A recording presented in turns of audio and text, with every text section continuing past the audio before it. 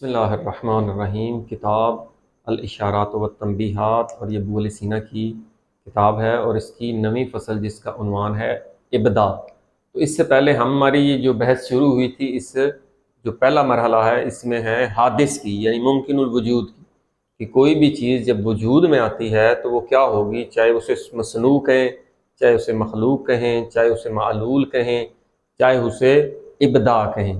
اس سے پہلے ہم کر چکے ہیں کہ کوئی بھی جو علت ہے اس سے جو معلول وجود میں آئے گا، اگر تو وہ حادث ہے تو وہ عدم کے بعد ہوگا۔ یہ بنیادی تعریف تھی حادث کی، کہ جو بھی چیز عدم کے بعد ہو، یعنی پہلے وہ عدم میں ہو، وہ بعد میں ہو، تو یا وہ زمانی ہوتی ہے، یعنی ایک زمانے میں نہیں تھی پھر ہوئی، یا وہ مادے سے وجود میں آتی ہے، یعنی وہ مادے کے بعد، پہلے مادی وجود تھا پھر اس سے وہ شے وجود میں آئی۔ یہ دو شرائط ہیں حادث کی۔ تو یہاں پر جو معلول ہے، اب بات چل رہی حادث سے بڑھ کر پہنچ گئی ہے ابدا۔ آپ کہیں گے کہ یہ ابدا کیا چیز ہوتی ہے؟ معلول حادث ہو تو یہ شرط، ابدا ہو تو ابدا میں مسئلہ یہ ہے کہ جس کا وجود لغیر ہی ہو، جیسے ہم نے شروع میں کہا تھا وجود بالغیر، تو اس کی تعریف کیا ہوگی؟ اس کو متن سے دیکھتے ہیں کہ الابداء، ابدا کیا چیز ہے؟ ہوا ان یکون من الشیء، کہ کسی شے سے وجود ہو، اس شے سے، علت سے اس کا وجود ہو، کس کا؟ جو موجود بالغیر ہے، جو بن رہا ہے، جو مفعول ہے، کہ اس تو ان یکون من الشیء، کسی شے سے وجود ہو، کس کا؟ وجود لغیر ہی، وجود جو بالغیر ہے اس کا وجود کسی شے سے ہو، لیکن کس طرح ہو؟ کہ متعلق بہ، صرف یہ جو موجود بالغیر ہے اسی سے متعلق ہو، ایک بات۔ فقط دون متوسط، دوسری شرط یہ ہے کہ ان کے درمیان کوئی واسطہ نہ ہو۔ آپ کہیں گے یہ واسطے سے کیا مراد ہے؟ تو یہ دیکھیں، جو زمانی موجودات ہیں یا مادی موجودات ہیں، کہ اگر ہائیڈروجن پلس آکسیجن یہ واٹر بن گیا، اب یہ جو واٹر بنا ہے یہ کیا ہے؟ یہ علت ہے، اس سے یہ معلول بنا ہے، اور یہ معلول حادث ہے۔ آپ کہیں گے کیسے پتہ لگا کہ یہ حادث ہے؟ کیونکہ جس چیز سے بن رہا ہے یہ جو علت ہے، یہ اگر مادی ہوگی یا پچھلے زمانے میں موجود ہوگی، زمانی ہوگی، تو یہ علت جو ہے یہ مٹیریل، ہائیڈروجن بھی مٹیریل، آکسیجن بھی مادی بھی ہیں اور اس زمانے میں پہلے پائے بھی جاتے ہیں۔ تو یہ جو معلول کی علت ہے وہ اس زمانے میں پہلے موجود ہے، پھر یہ کہاں سے بنے؟ خود یہ مادہ اور یہ جو زمانہ ہے، خود اس کی کوئی نہ کوئی علت ہوگی، کیونکہ یہ مادی ہیں، محدود ہے، محدود کی کوئی نہ کوئی علت ہوتی ہے۔ لیکن یہ جو ابدا ہے، ابدا میں وہ کہتا ہے جو علت بذات ہو، ڈائریکٹ اس سے جو وجود پہلا وجود میں آتا ہے، اس میں کوئی واسطہ نہیں ہے، اس کی علت یہی ہے ڈائریکٹ، اس شے کی علت کوئی نہیں آگے، ڈائریکٹ علت جو پہلی علت سے جو معلول وجود میں آ رہا ہے اس کو کہتے ہیں، کیا کہتے ہیں؟ اس کو ابدا کہتے ہیں۔ اسی لیے کہہ رہا ہے دون، بغیر کسی واسطے کے۔ یہ جو معلول واٹر بن رہا ہے، پہلے ہائیڈروجن اور آکسیجن بنے ہوں گے۔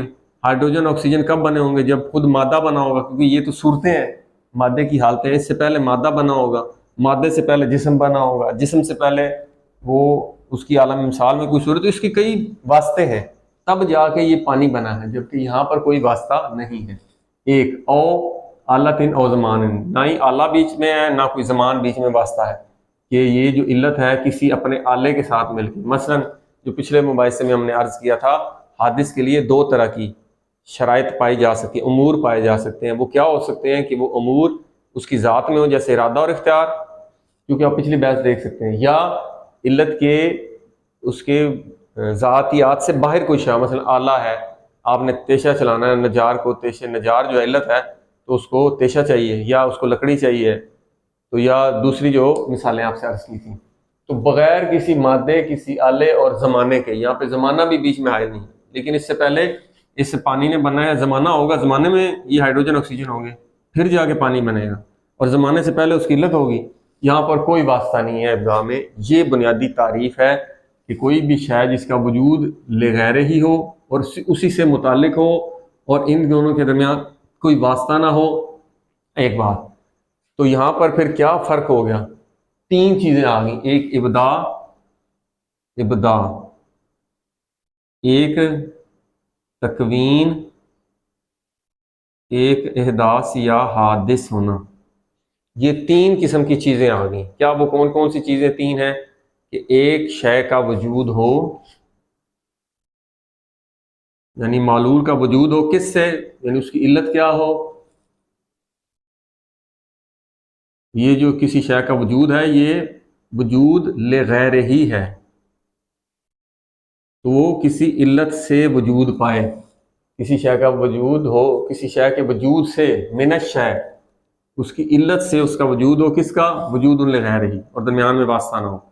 تکوین کیا ہوتا ہے؟ وہ بھی کسی شے کا وجود ہو. کون سا وجود ہو؟ یہ وجود لغیر ہی ہے، تو یہ وجود زمانی ہو. کس سے ہو؟ کسی علت سے. اسی طرح احداث کیا ہوگا؟ کسی شے کا مادی وجود ہو کسی علت سے. یہ بڑی تعریف آسان ہوگی. حادث، اس کا مادی وجود، معلول جو ہے اس کا مادی وجود ہو کسی علت سے.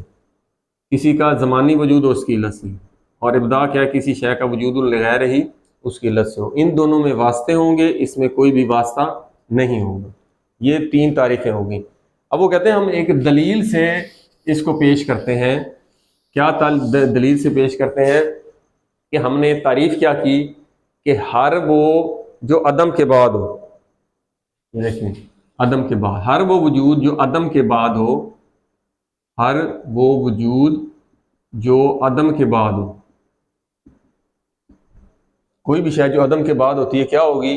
تو پھر وہ مادہ اور زمانے کے بعد ہوگی. کیونکہ عدم کے بعد جو بھی چیز ہوگی، وہ ہم نے آپ سے عرض کیا تھا، وہ زمانہ پہلے موجود ہونا چاہیے یا مادہ مٹیریل موجود ہونا چاہیے. ہائیڈروجن آکسیجن ہوگی تو پانی بنے گا. تو ہر یہ جو حادث کی تعریف ہے، بس ہر وہ چیز جو جس کا وجود عدم کے بعد ہو، تو وہ ضرور بر ضرور مادہ اور زمانے کے بعد ہوگی. اس سے پہلے زمانہ اور مادے کا ہونا ضروری ہے. وہ کہتے ہیں اس کی عکس نقیض بنائیں. اب عکس جو ہوتا ہے،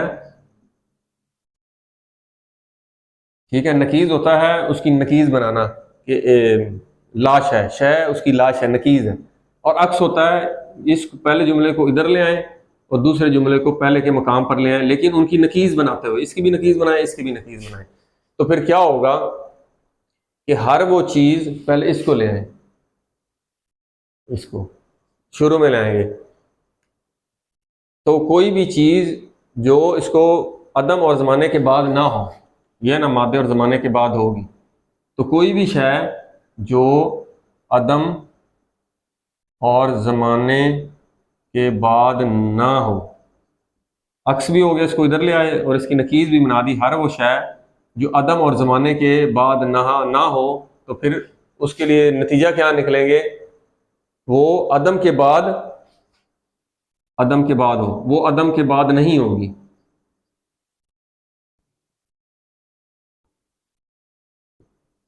نہیں نقیض ہے، ادھر بھی نہیں لگایا نہ ہو، اس دونوں کو بدل بھی دیا، عکس بھی بنا دیا. تو کیا نتیجہ نکلے گا؟ ہر وہ چیز جو عدم اور زمانے کے بعد نہ ہو، یعنی اس سے پہلے عدم اور زمانہ نہ ہو، وہ کیا ہوگی؟ وہ عدم کے بعد نہیں ہوگی. وہ عدم کے بعد نہیں ہوگی، یعنی اس سے پہلے عدم کا ہونا ضروری نہیں ہے. یہ نتیجہ نکل رہا ہے. اس سے کیا نتیجہ نکلا؟ کہ وہ ابتدائی ہوگی جس سے پہلے عدم نہ ہو. تو جو ابدا ہے، اس میں جو چیز ہوتی ہے اس سے پہلے عدم نہیں ہوتا، کیونکہ وہ ڈائریکٹ علت بذات ہے، وجود میں آ رہی ہے، وجود سے وجود صادر ہو رہا ہے، جو اول مخلوق جیسے کہتے ہیں. اب یہاں پہ ایک مسئلہ آتا ہے کہ جو اس نے ایک تعریف لکھی ہے دون متوسط. یہ جو ابو سینا یا کچھ فلاسفہ قائل تھے کہ یہ جو ابتدائی مخلوق ہے وہ صرف عقل اول، جو پہلا وجود اس واجب الوجود سے پہلا وجود صادر ہوا، کیونکہ اس کے درمیان واسطہ نہیں ہے، وہ صرف ابتدائی مخلوق ہے.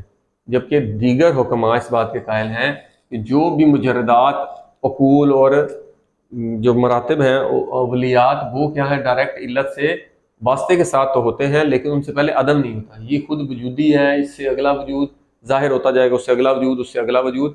تو یہاں پر بیچ میں عدم حائل نہیں ہوتا۔ یہ ایک انہوں نے بنیادی شرط لگائی تھی۔ اس کے بعد کیا کہتا ہے مصنف، وما یتقدم ہو عدم زمانی لم یستغنی عن متوسط، کہ ہر وہ چیز وما یتقدم ہو جس سے پہلے عدم زمانی اس سے پہلے ہو، یعنی کوئی بھی وجود ہے، مثلا یہ جو حادث ہے اس سے پہلے زمانہ بھی ہوگا، وہ مادہ بھی ہوگا، تو لم یستغنی عن متوسط، وہ کبھی بھی واسطے کے بغیر نہیں ہو سکتی۔ یہی ہم نے پیچھے مثال دی تھی کہ پانی بننا ہے تو اس سے پہلے یا مادہ ہونا چاہیے، اگر مادہ ہے تو وہ زمانے میں ہوتا ہے، اس سے پہلے مادہ اور زمانہ ہونا چاہیے، مادہ اور زمانے سے پہلے اس کی علت ہونی چاہیے، کیونکہ وہ بذات تو نہیں ہے۔ بس وہ یہ کہہ رہا ہے کہ جس سے پہلے بھی عدم زمانی ہو، یعنی عدم کے بعد ہو، وہ ضرور بر ضرور اس میں کوئی نہ کوئی واسطہ ہو، وہ واسطے سے مستغنی نہیں ہو سکتی۔ آخری نتیجہ کیا نکالا ہے؟ فل ابدا ہو اعلی رتبتاً من التکوین والاحداث، کہ یہ جو ابدا ہم نے تعریف کی ہے، ابدا کی کیا تعریف کی ہے کہ ہر وہ جو وجود بالغیر ہی ہو وہ کسی شے سے وجود پائے اور بغیر واسطے کے ہو، کیونکہ یہ ڈائریکٹ اس علت تامہ کے ڈائریکٹ اس سے ظاہر ہو رہا ہے، کس قدر علت تامہ کے قریب تر ہے وہ تو اس کا رتبہ بھی اعلیٰ تر ہوگا، یہ شدت نور ہی اس میں پایا جائے گا، اس میں نقائص نہیں ہوں گی، کیونکہ علت میں نقص نہیں تو معلول میں بھی نقص نہیں ہے، تو اس کا رتبہ سب سے بلند ہوگا۔ یہ کہہ رہا فل ابداء اعلیٰ رتبتاً، کس کے مقابلے میں اعلیٰ رتبہ ہے؟ من التکوین والاحداث ہے۔ تو ہم نے جو ان دو میں سے دو قسمیں بنائی تھی، تکوین اور احداث، جو حادث ہونے والا ہے، ان دونوں سے ابداع کا مرتبہ جو ہے یہ بلند ہے۔ لیکن متکلمین اسی کے برخلاف، جو متکلمین کیوں مسئلہ پیش آیا، وہ کہتے ہیں کہ علت سے جو معلول ہوگا، تو حکماء کہتے تھے جو علت ہے یہ کسی آلے کی محتاج نہیں ہے، اس علت کی علیت اسی کی ذات ہے۔ پہلے ہم نے کیا پڑھا تھا کہ علت جب بھی پچھلے مباحثے میں، علت کسی ایسے حال میں جب اس کو حال پایا جائے گا تو پھر معلول ہوگا، یہ شرط ہے۔ یہ احداث میں اور زمانی موجودات میں شرط ہے کہ مثلا ہائیڈروجن بھی ہے، آکسیجن الگ الگ پھر رہے ہیں، قریب آئیں گے تو پانی بنے گا نا، بانڈ بنے گا، دونوں وجود رکھتے ہیں لیکن وہ اس حالت میں نہیں ہے۔ حالت کیا ہے؟ ان کی قربت، ہائیڈروجن آکسیجن کے قریب لائیں گے تو پھر وہ حالت موجود ہوگی تو معلول بنے گا پانی۔ تمام چیزیں اسی طرح، نجار موجود ہے، اس کے پاس آلہ نہیں ہے، وہ آلہ لائے گا تو پھر وہ معلول بنے گا اگلا۔ لیکن ابدا میں وہ کیا کہتے ہیں کہ ابتدائی موجود میں ڈائریکٹ پہلے واجب الوجود سے معلول بننا ہے، تو اس علت کو کسی حال کی ضرورت نہیں، اس علت کی علیت اسی کی ذات میں پائی جاتا ہے، اس سبب میں سببیت اسی کی ذات میں پائی جاتی ہے۔ جب سے علت ہے اس میں علیت پائی جاتی ہے، جب سے علت ہے علیت پائی جاتی ہے تو معلول ہونا چاہیے، کیونکہ ہاں ادھر مادوں کی طرح نہیں ہے کہ اسے حال چاہیے، نہیں، علت میں علیت ہے، جب سے علت ہے تو اسی وقت سے معلول ہے۔ وہ کہتے ہیں یہاں پر ایک تو مسئلہ وہ بعد میں بحث کریں گے کہ یہ پھر قدیم بذات رہے گا، نہیں، یہ قدیم بالعرض ہوگا۔ مسئلہ کیا کہتے ہیں؟ اختیار اور جبر کا مسئلہ ہے۔ اب متکلمین کہتے ہیں کہ علت ہے کہ اس میں علیت پائی جاتی ہے تو معلول کا ہونا واجب اور لازمی ہے، تو یہاں پر جبر لازم آتا ہے، اس لیے حکماء کے برخلاف وہ کہتے ہیں کہ یہ جبر ہے۔ کیوں؟ کہ وہ کہتے ہیں کہ اللہ فاعل بالاختیار ہے، کہ اللہ میں اختیار پایا جاتا ہے، وہ چاہے تو اس کو معلول کو بنائے، چاہے تو نہ بنائے۔ وہ کہتے ہیں اس طرح یہ جبر لازم آتا ہے۔ پہلی بات تو پہلے بھی عرض کر چکے ہیں، جبر اس وقت لازم آتا ہے کہ جب غیر سے جبر آئے، ذات کسی کی ذات کی طرف سے جو ہوتا ہے وہ جبر ہوتا ہے، وہ کسی اور شے سے بنا ہی نہیں ہے کہ اس کو مجبور کرے، اس کی ذاتی ایک مثال ہے، میرے میں اندر خواہش پیدا ہوتی ہے، میں نیک کام کرتا ہوں، یہ کوئی جبر ہے؟